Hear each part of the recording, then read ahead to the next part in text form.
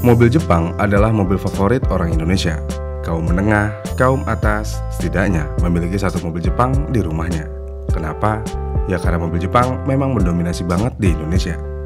Kenapa bisa mendominasi? Ya tentu aja karena mobil Jepang sudah lama membangun brand image di Indonesia. Tapi selain brand image yang sudah lama dibangun, brand Jepang juga serius ingin bermain di pasar Indonesia, yang mana produsen Jepang menghadirkan banyak pilihan mobil. Dan semakin banyak pilihan mobilnya, tentu aja hal ini bisa membuat konsumen memiliki pilihan yang banyak. Kalau udah begini, pilihan konsumen ya balik lagi ke produsen tersebut. Kemudian selain pilihan yang banyak, mobil Jepang juga terkenal irit, bandel, dan tahan banting. Dan ya memang hal itu benar apa adanya. Namun di luar dari hal tersebut, menariknya tidak semua produsen Jepang memiliki kasta yang sama. Karena ada yang dinilai mewah, ada yang dinilai pasaran, dan ada yang dinilai murahan.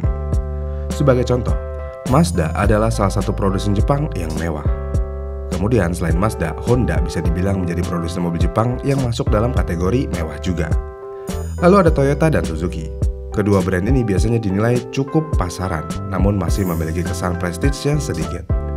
Dan terakhir ada Daihatsu.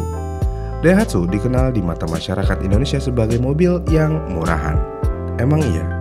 Ya, Daihatsu memiliki reputasi sebagai mobil murahan di Indonesia. Namun kenapa hal ini bisa terjadi?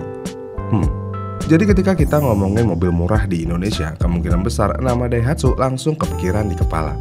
Ayla, Sigra, Grand Max, sampai Xenia, semuanya sering disebut sebagai mobil yang murah.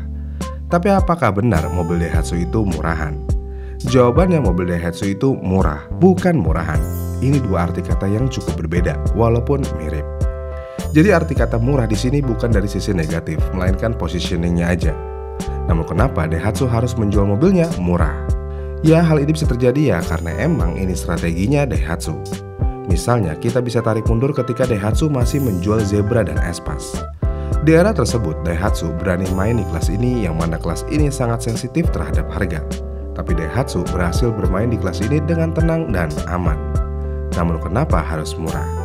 Ya ini karena target utamanya bukan kaum yang mementingkan gengsi atau teknologi, tapi fungsi dan harga yang terjangkau.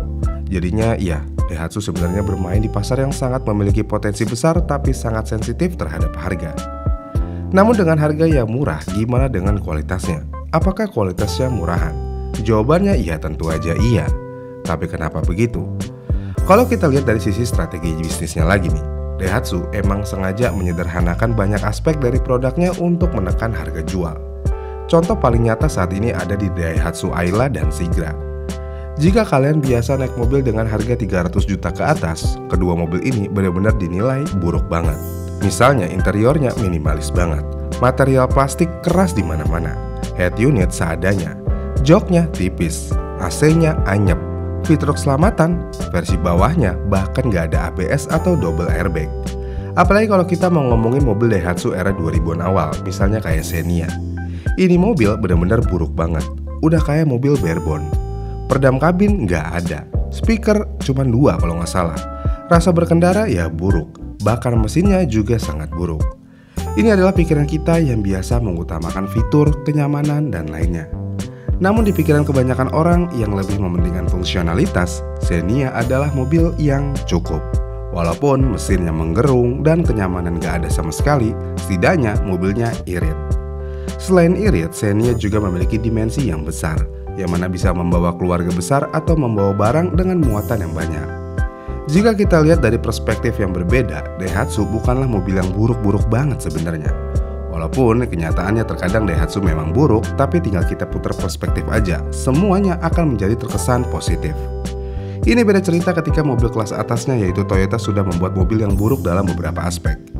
Ketika Daihatsu membuat mobil kembarannya, ini jauh lebih mengerikan. Sebagai contoh, Rush dan Terios. Rush adalah mobil yang cukup buruk dalam hal kenyamanan, performa, kestabilan, dan lainnya. Intinya ini mobil kayak gerobak berjalan. Rush yang dari Toyota aja begitu, gimana dengan Terios? Jawabannya ia lebih parah, bandingannya lebih nggak berakhlak, performa mesin lebih seadanya, kestabilan jangan diharapkan, limbung banget, nggak muntah aja udah bersyukur. Kasarnya abis naik Terios terus naik Rush langsung nyaman banget. Dan hal-hal inilah yang membuat citra Daihatsu terkesan menjadi murahan. Namun apakah Daihatsu ini benar-benar ngasal banget menjual mobilnya? Menariknya, Daihatsu walaupun anak perusahaan Toyota, Daihatsu memiliki peran penting dalam hal menciptakan mobil-mobil yang laris. Kita ambil contoh, Toyota Agya, Toyota Calya, Toyota Rush. Semua model tersebut sebenarnya Daihatsu yang bikin. Jadi kasarnya Toyota tinggal ganti emblem dan tambahin fitur sedikit. Jadi ya, Daihatsu sebenarnya jual mobil nggak asal-asalan. Dan anehnya, begitu masuk mobil-mobil tersebut jadi brand Toyota, mobil itu jadi terkesan lebih keren di mata konsumen. Padahal secara sasis, terkadang mesin, bodi, semuanya ya nyaris kembar dan mirip. Apakah ini cuma sugesti aja mobil Daihatsu yang jelek atau brand Daihatsu-nya yang kurang dihargai? Jadi merek tentu aja akan memiliki pengaruh yang besar terhadap persepsi. Misalnya kalau kalian nyebut nama Daihatsu, orang langsung mikirnya mobil murah, mobil rental, mobil taksi online, atau mobil operasional kantor. Gak salah sih karena emang banyak yang beli Daihatsu buat hal tersebut.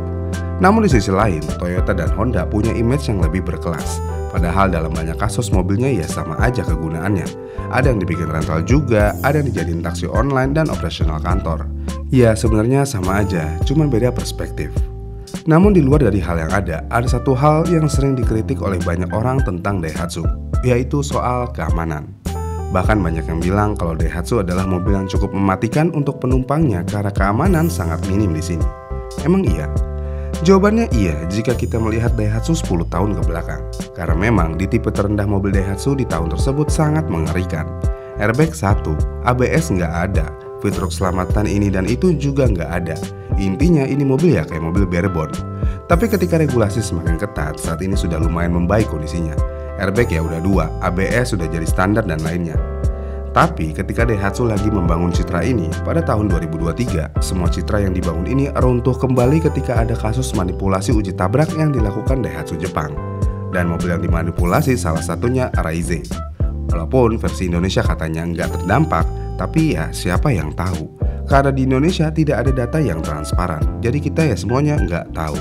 Iya kan? Dengan keburukan dan kesederhanaan Daihatsu, tapi kenapa mobil ini masih bisa laku aja di Indonesia? Menariknya, ada alasan kenapa orang mau beli Daihatsu. Yang pertama, first buyer, alias orang yang pertama ingin beli mobil. Ketika kita ngomongin first buyer, pikiran kita langsung tertuju ke satu hal, yaitu first buyer gampang dibohongin. Emang iya?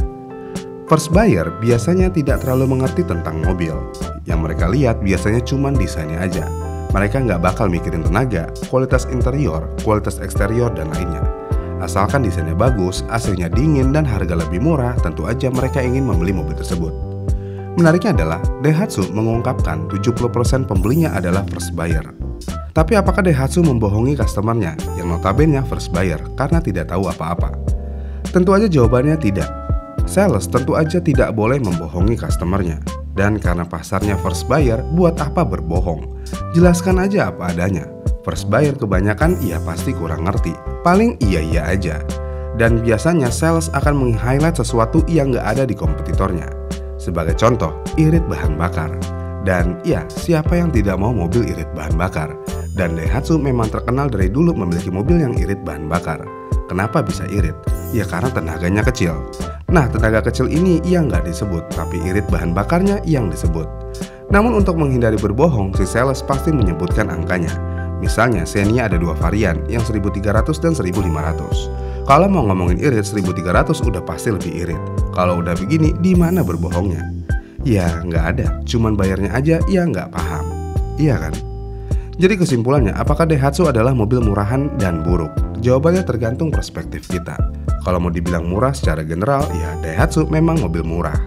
Kemudian apakah karena Daihatsu murah jadi kehilangan prestige? Jawabannya ya tentu aja iya.